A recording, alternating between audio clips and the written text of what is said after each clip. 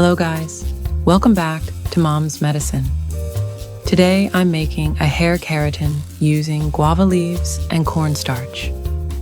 Guava leaves contain bacteriostatic and fungistatic agents, which help to prevent infection of the scalp and promote healthy scalp and hair growth. The vitamin C in guava leaves helps to nourish your scalp and make the roots stronger and less prone to breakage.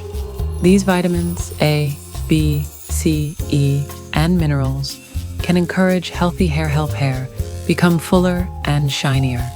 I'm going to use 1 tablespoon of lavender oil and 1 tablespoon of mint oil.